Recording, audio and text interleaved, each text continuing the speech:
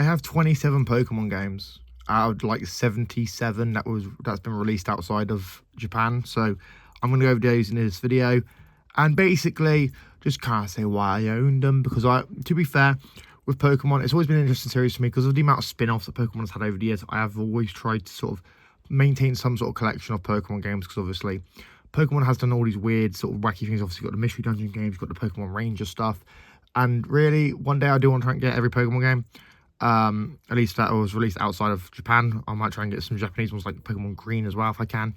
But we're going to start, obviously, going over these 27 games, and we're going to start with this one, which I'm not sure if this is even a real cartridge, you know, because basically, for those who don't know, this I bought for £75 when I went on a game hunting trip to Reading with my cousins.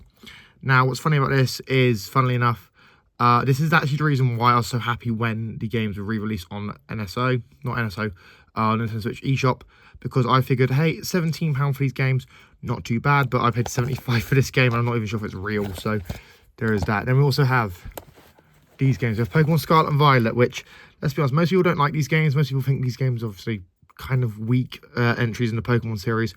To me, I'm kind of indifferent to them. They're just like, okay, cool, it's another Pokemon game, no big deal. You know, it's not really the system seller for the Switch or Switch 2. Obviously, yes, you can have upgraded, like, upgraded frame rates of these games on the Switch 2, but I don't know, man. Like, these games, I'm waiting for the next ones. I'm waiting for the next gen Pokemon before I really start thinking whether or not it's going to be a good system for Switch 2 is going to be a good system for Pokemon. Then we have Detective Pikachu Returns. This one exists. Nothing really more you can say about that, because it's just Detective Pikachu again. And Detective Pikachu is kind of irrelevant anyway. Then we have Pokemon Brilliant Diamond. I used to actually have the original Pokemon Diamond game. I gave that to I gave it to a girl I was seeing, and then she broke up with me, so that's that. And then we got Pokemon Sword. I still need to get Pokemon Shield. This one's kind of meh. This one I'm not really huge on, but it just kind of exists. Then we have new Pokemon Snap, which is new Pokemon Snap. It does what it says on the tin. It's a new Pokemon Snap game. Sure, there's nothing really amazing you can really say about this game. It's just literally Pokemon Snap again with like updated graphics and on a modern system. Then we have Pokemon Pearl. This is one of the more recent games I've picked up. Obviously, I picked up when I went to Wantage to go to Love Retro. Obviously, that was obviously a great little retro gaming store. Got to go back there soon, to be fair. And this was one of the gets I got. Yeah, Pokemon Pearl. I have played Pokemon Diamond. Pokemon Pearl was just kind of the other half of this game. I do really want to try and get Pokemon Platinum, because Pokemon Platinum is like the best version of Pokemon Diamond and Pearl. But hopefully I can find that for less than £100 somewhere, because that game has gotten expensive. That game's like £100 to get secondhand on the secondhand market. I know a lot of Pokemon games are quite expensive now. I think of Pokemon Black and White 2 are like £110, £105. I know Pokemon Heart Gold and Soul Silver are like £210 each. Like, some of the prices are crazy for these games, man. And it's kind of weird, because Pokemon's such a widely released like game. Everyone knows Pokemon. Pokemon is so big. And I think it's because obviously you have all the resellers and stuff who try and like bump up the prices and stuff. So then we have Pokemon Ruby. I have Pokemon Ruby here, and I also have Pokemon Omega Ruby here. Pokemon Omega Ruby was a recent pickup as well. Did a whole video about it.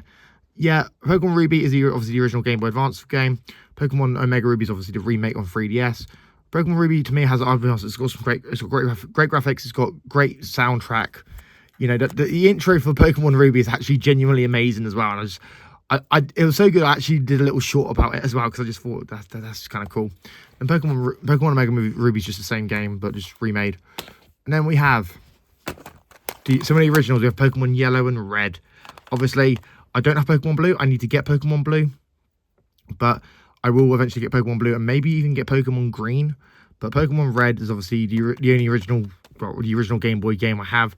And obviously Pokemon Yellow was obviously a version of Pokemon Red and Yellow where it basically had, you know, the anime characters of like Pikachu and stuff in it, which, I mean, the anime really did a lot for Pokemon, when you think about it, because it really made it for a lot of kids who didn't know what the games were, really sort of pick it up and realize, oh, I can play this on my Game Boy or whatever. And I don't know, I feel like that did quite a big thing for the Pokemon company and Nintendo and everyone involved with Pokemon, because think about it, it was a new way to experience this world, and obviously kids and stuff wanted to play this world and on the go and stuff. So that was kind of cool.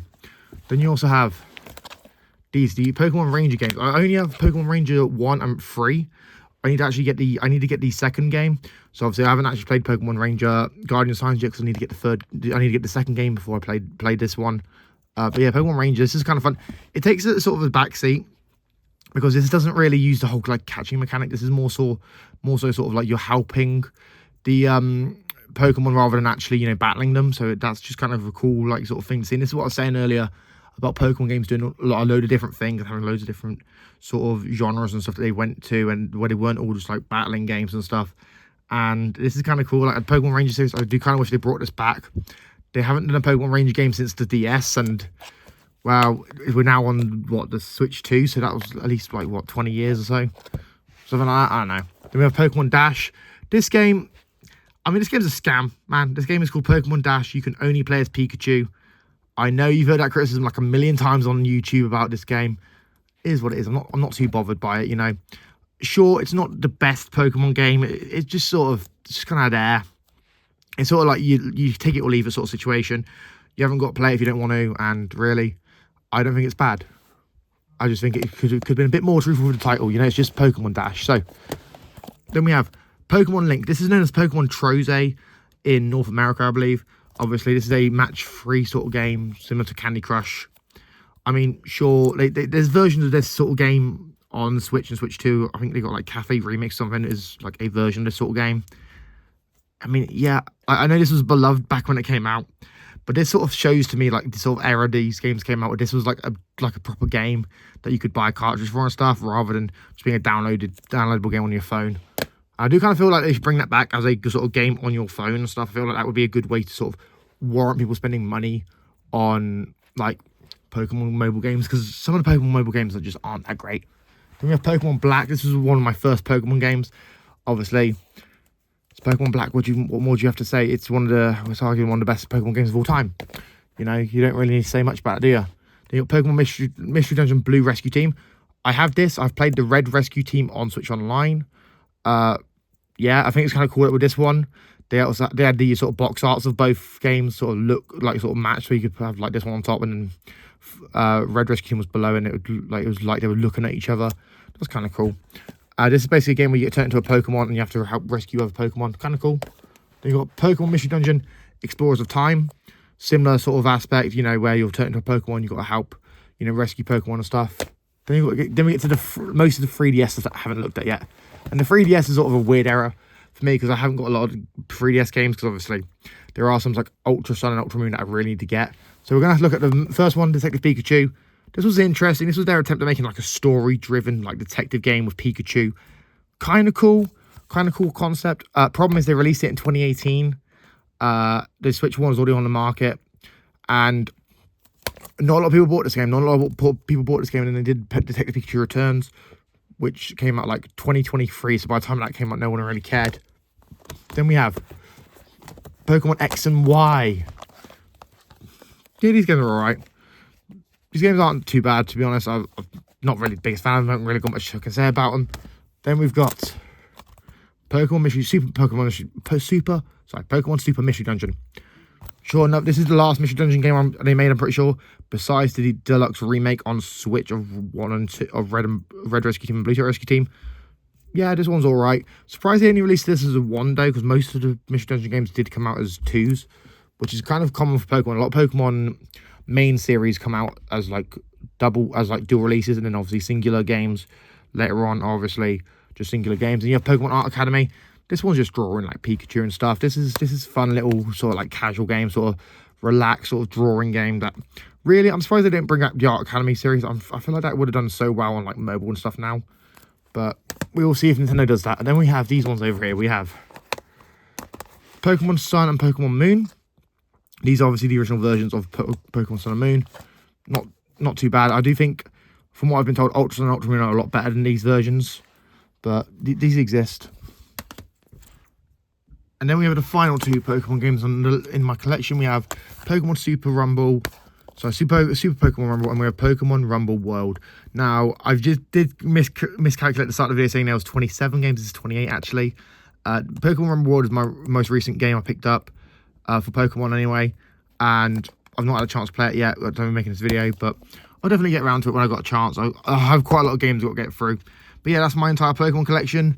28 games across Game Boy, Game Boy Advance, DS, 3DS, and Switch. Which one is your favourite? Let me know in the comments down below. Do you own any of these games? Let me know in the comments down below. And if you're new, make sure you subscribe and you like and all that sort of stuff. I've been EC. I'm trying to hit 1 billion subscribers, so any help is greatly appreciated. And I'll see you in the next one. Peace.